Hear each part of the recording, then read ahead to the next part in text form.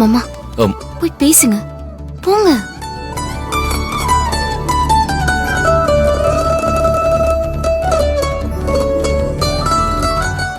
அக்கா உள்ள வரலாமா? ஹே வாங்க லவ் பேர்ட்ஸ். போ. என்ன சரவணா, புதுசா பெர்மிஷன்லாம் கேக்குற? இல்லக்கா, நீங்க ஒர்க் பண்ற மாதிரி இருந்துச்சு, அதனாலதான். ஓ, அதான் உங்க காதல் குருவி அக்கா கிட்ட பெர்மிஷன் கேட்டுச்சா? சரி, என்ன ஜோடியா ரெண்டு பேரும் என்ன தேடி வந்திருக்கீங்க? ஏதாவது விஷயமா? அது வந்துக்கா. என்ன சரவணா, விஷயத்த சொல்லாம வெக்கப்படுற? இங்க அக்கா கேக்குறாங்கல, பதில் சொல்லுங்க. சொல்லுங்க சரவணன் சார், அதான் உங்களுக்கு மேல் இடத்துல இருந்து பெர்மிஷன் வந்துருச்சே. பாத்தீங்களா, நீங்களே என்ன கிண்டல் பண்றீங்க. சரிடா சரி, என்னன்னு சொல்லு. நானும் தெய்வானையும் ஒரு 3 நாள் கோவா போலான்னு பிளான் பண்ணிருக்கோம். தெய்வானை தான் ஆசைப்படுறா. ஓ, அப்ப உங்களுக்கு ஆசை இல்லையா மாமா? இல்ல. அப்படி கேளு தெய்வான. தெய்வான கேக்குறால, பதில் சொல்லு சரவணா. எனக்கும் ஆசைதான்.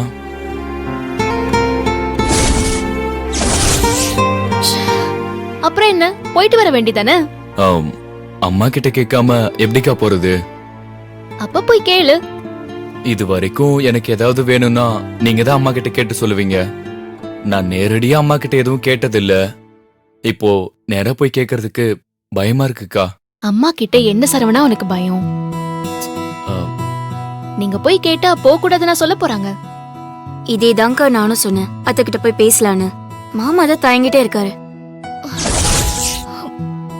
அம்மா கிட்ட கேட்க உனக்கு என்னடா தயக்கம்? சரி, என் கூட வாங்க, இப்பவே போய் அம்மா கிட்ட பேசலாம். வா வா.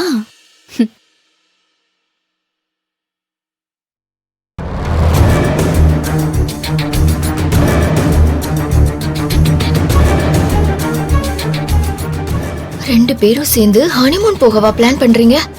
பாத்துக்கிறேன்.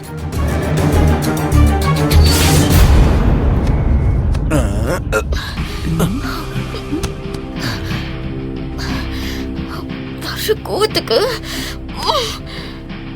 ஏய், என்ன நடந்ததுன்னு இப்ப நீ இவ்ளோ கோவமா வந்து உட்கார்ற? அதானே, நீ வந்த வேகத்தை பார்த்து நானே பயந்துட்டேன்.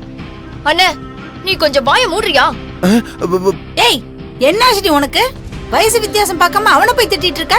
அவன் ஏன் கோவமா இருக்கேன்னு தானே கேட்டான், அதுக்கு போய் அவனை சத்தம் போட்டுட்டு இருக்க. அப்படி கேளுமா. நானே அந்த தெய்வானிய நினைச்சு கடுப்புல இருக்கேன்.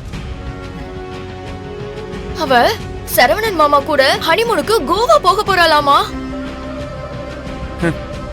அதுக்கு அத்தை கிட்ட பர்மிஷன் வாங்கணும்னு அந்த புனிதா கிட்ட வந்து சரவணனும் தெய்வானையும் பேசுறத நான் கேட்டேன். எனக்கு அப்படியே பத்திக்கிட்டு வருது. ஏய், புதுசா கல்யாணம் ஆனா ஹனிமூன் போவதானே செய்வாங்க. அப்படியே போட்டேன்னு வை. போடுமா. ஏய், அதான் சரவணன் உனக்கு இல்லன்னு ஆயி போச்சுல. கல்யாணத்துக்கு போய் நல்லா சீரும் சிறப்புமா நடத்தி கொடுத்துட்டு வந்தாச்சு. இப்ப ஏன் இப்படி நடந்துகிட்டு இருக்க? என்னால சரவணன் மாமாவை மறக்க முடியலமா. தெய்வான கூட அவர் இருக்கிற ஒவ்வொரு நிமிஷமும் எனக்கு அப்படியே பத்திக்கிட்டு வருது. எனக்கு அந்த தெய்வான சந்தோஷமா இருக்க கூடாது. அவளை ஏதாவது பண்ணணுமா? ஏதாவது பண்ணணுமா? ஏய், நீ என்ன பண்ணணுங்கற? நீ சும்மாவே இருக்க மாட்டியா? என்ன பண்ணணும்னு நான் யோசிச்சிட்டமா. இத பாரு, உன் அந்த தெய்வான விஷயத்துல தலையிட கூடாதுன்னு என் புனிதா செல்லம் உன்கிட்ட சொல்லியிருக்கா. அத மறந்துடாத. இத பாரு, இந்த தெய்வான விஷயத்த நீ இப்படியே விடுறதா உனக்கு நல்லது. ஏய், அவன் சொல்ற மாதிரி கேளு.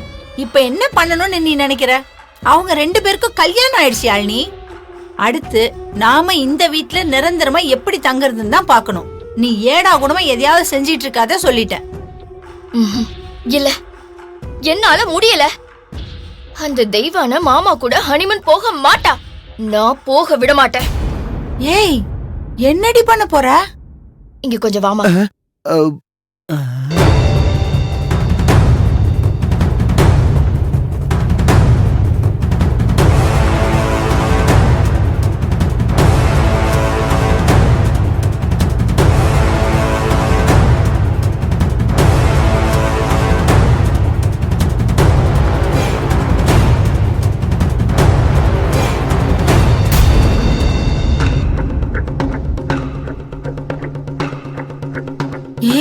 நீ சொல்றதெல்லாம் கேட்க எனக்கு ரொம்ப பயமா இருக்கு யாழ்னி.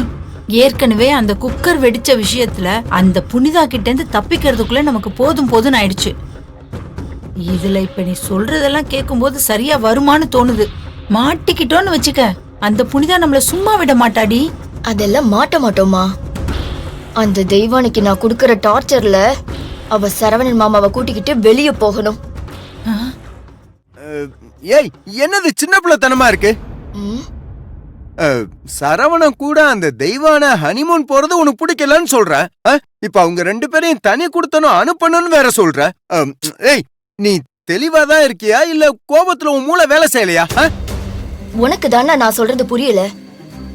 அந்த தெய்வான தனி கொடுத்தன போயிட்டான்னு வச்சுக்கோ, வந்த கொஞ்ச நாள்லயே அந்த தெய்வானையும் அவன் அம்மாவும் சேர்ந்து இந்த குடும்பத்தை பிரிச்சுட்டாங்கன்னு நாம அவங்க மேல பழிய போட்டு அத்தைக்கு அந்த தெய்வானைய பிடிக்காம ஆக்கிரலாம். அப்புறம் எப்படி தெய்வான மாமா கூட வாழ முடியும்? ஆனாலும் நீ ஏதோ சொல்ற.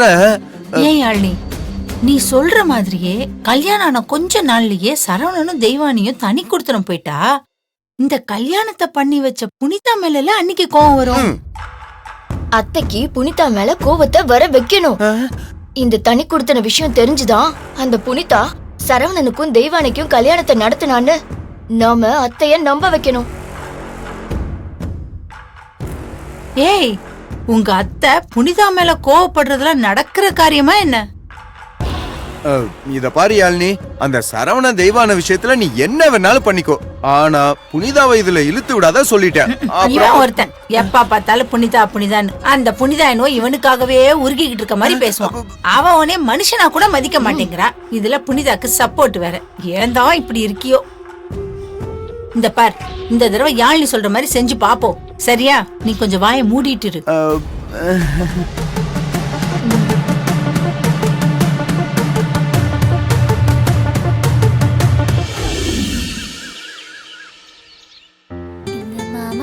மனசு மல்லிகைப்பூ போல பொன்னானது, இந்த வண்ணமயில் அதனால் எண்ணியத போல பூச்சூடுது.